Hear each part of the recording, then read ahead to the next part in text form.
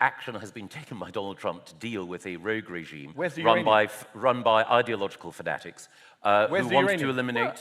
Where's the uranium, Michael? Who wanted to eliminate Israel. Again, maybe your friends in the Tehran regime can tell you, because they won't tell me. Wow. How are they my friends, Michael? Is it my name, my skin color, I'm still waiting. My religion? Public displays of homosexuality is hanging gay men from cranes. Michael, have you ever spoken out against anti-homosexual laws in Saudi Arabia or any other Gulf countries? Yes. But they're our allies, so we bomb Saudi Arabia. The Iranian government that so many people are anxious to find excuses for. Michael, This debate completely unraveled the moment Michael Gove stopped answering the question. What was supposed to be a straightforward defense of Donald Trump's Iran policy quickly turned into a lesson in contradictions. Every time Gove tried to change the subject, Mehdi Hasan pulled him back to the same issue. If the 2015 nuclear agreement was successfully limiting Iran's nuclear program and allowing international inspections, how did tearing it up make the world safer? Then the conversation took another turn.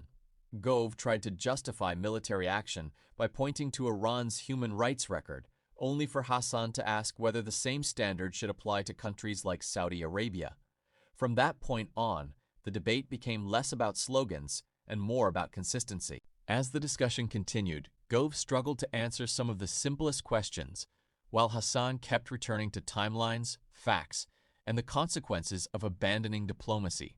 By the end, it wasn't clear that anyone had defended the policy itself, only the decision to support it.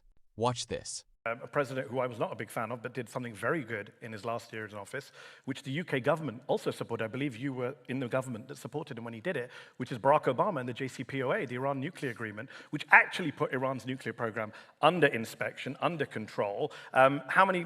How much uranium were they allowed to enrich under Barack Obama's deal that the British government of Theresa May supported, or David Cameron, I think it would have been still then in 2015? 3.67% was the level of enrichment that the US State Department and the IAEA signed off on under the Iran nuclear deal. Barack Obama did that deal. Donald Trump doesn't like Barack Obama, so as soon as he heard that Obama did that deal, he tore up the deal in 2018. His own defense secretary, James Mattis, said, don't do it, it's working. Some Israeli general said, don't tear it up. Trump tore up that deal, and that's where we end up today. That's exactly why they have nuclear enrichment at 60%, 400 kilograms of it. The entire crisis in Iran was created by a reckless, impulsive Trump throwing away that document that Barack Obama and the British government worked on. You were in the government. How can you blame America for Iran enriching uranium? Because there was a deal. It's the choice of the Iranian leaders. It's the choice of people whose response to public displays of homosexuality is hanging gay men from cranes. Michael, have you ever spoken out against anti-homosexual laws in Saudi Arabia or any other Gulf countries?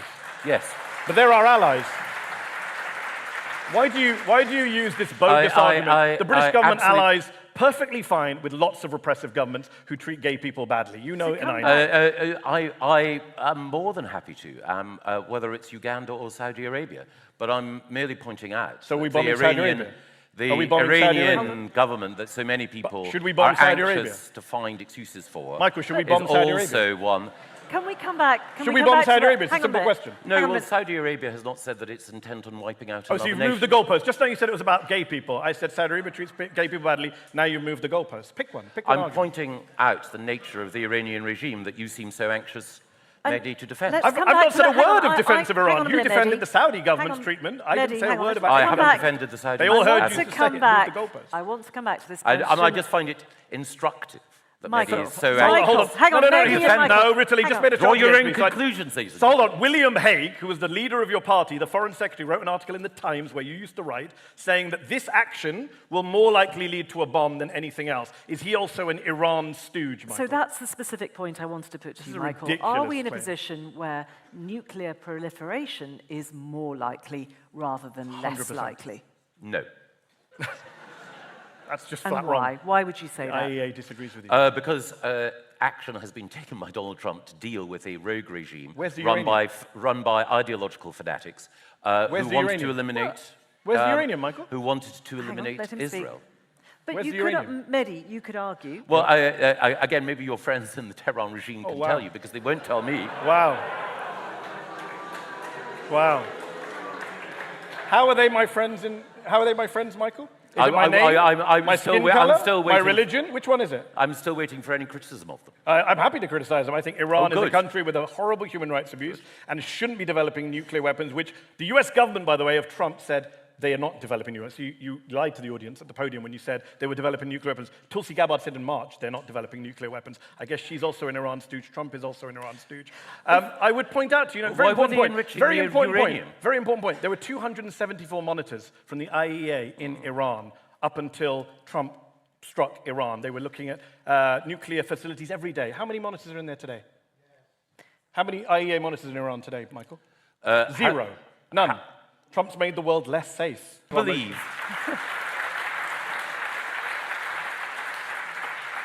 I don't know whether it's naivety or misdirection, but if you believe that IAEA monitors are the way to ensure that Iran is not going to develop a nuclear weapon, when you've already acknowledged that the rate at which uranium was being enriched was significantly higher over the... Because he tore up the deal, the guy you liked. No. It's because of the intent of Iran. It is because of the intent of that regime. Mehdi, you have to acknowledge that what we've seen, with or without Trump, is the limits of multilateral organizations. How? And actually, you've got a president who is willing to grasp difficult issues and take them in a direction of his choosing. Rachel, I respect that you're the moderator and you have to ask that question, but you know very well, every non-proliferation expert agrees that those strikes did not help with non-proliferation. The IAEA have come out and said it didn't help. And by the way, the uranium, uranium is missing. You mean the former Dutch Prime Minister who sends text to Donald Trump in caps locks, sucking up to him like you do. Great, what a credible source you have there.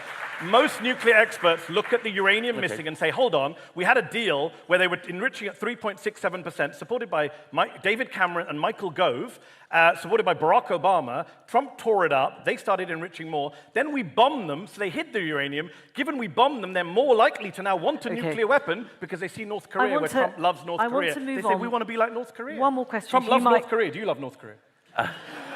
One more question to you, Michael. Your friends in Pyongyang. Open it to the floor, which is, Michael, if this is a president who wants to end wars, why do you think he treats his allies so inconstantly, so unpredictably?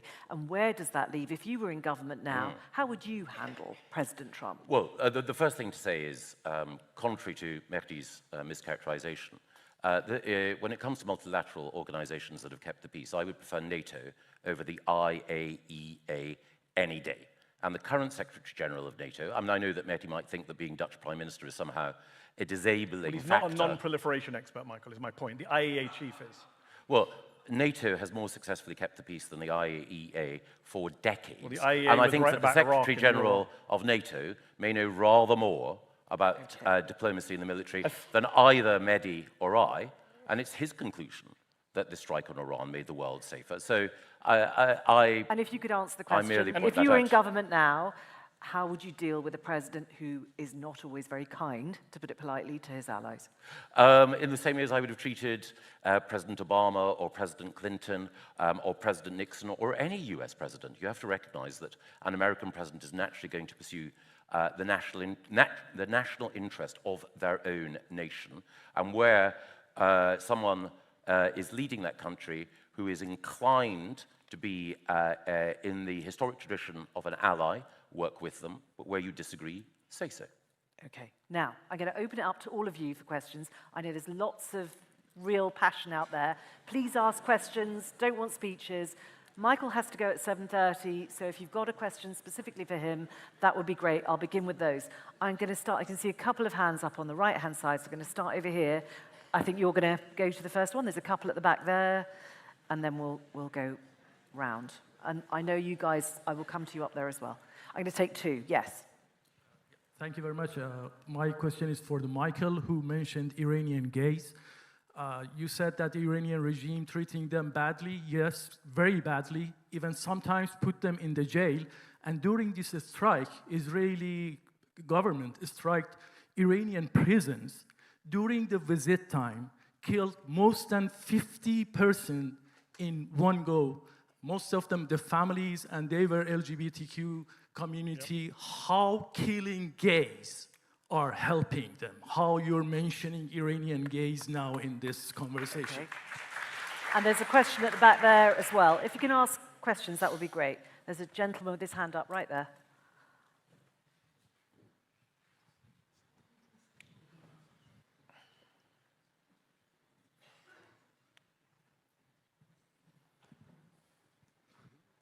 Mr. Gove, do you wish you'd properly prepared for this debate now?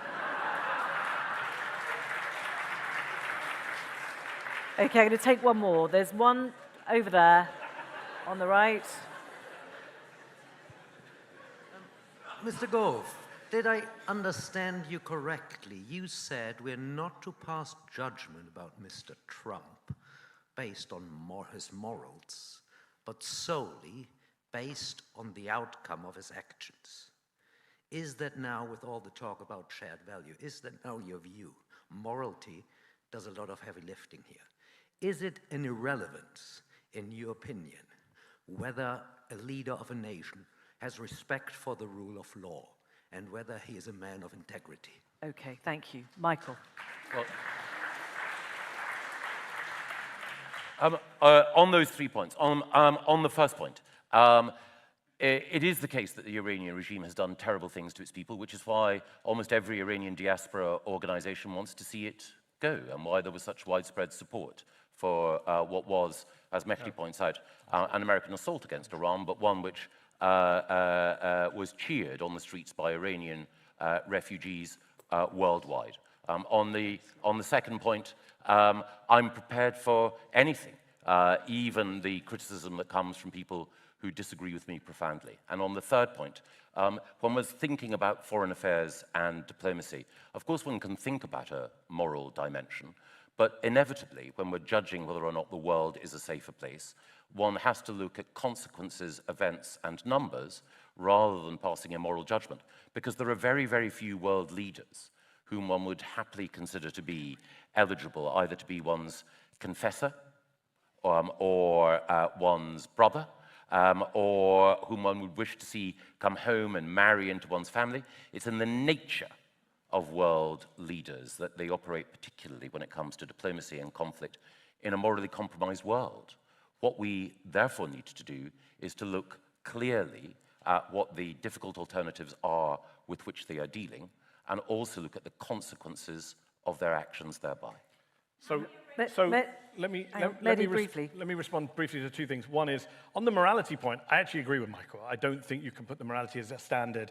I happen to think it is immoral the way Donald Trump behaves on the international stage when he says he refuses to call Putin a dictator but calls Zelensky a dictator. I have a problem with that.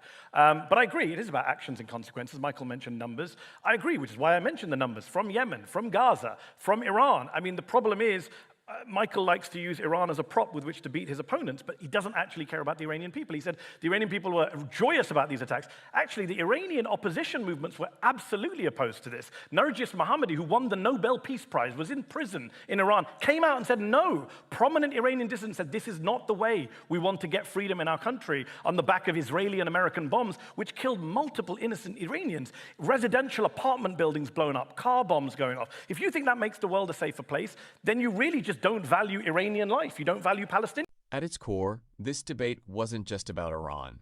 It was about whether governments should be judged by their intentions or by the results of their decisions. Mehdi Hasan kept returning to one central point.